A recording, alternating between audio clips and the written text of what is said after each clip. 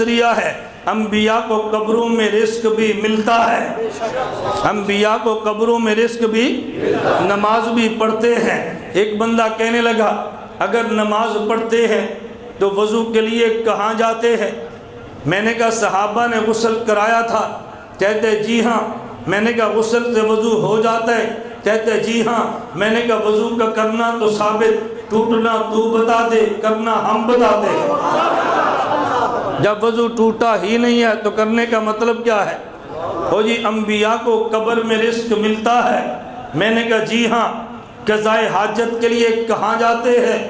میں نے کہا ہم تبلیغ والے بد دعائیں نہیں دیتے، خدا تجھے ہدایت دے، جنت میں جگہ دے، تو جنت میں کھائے اور پیے گا۔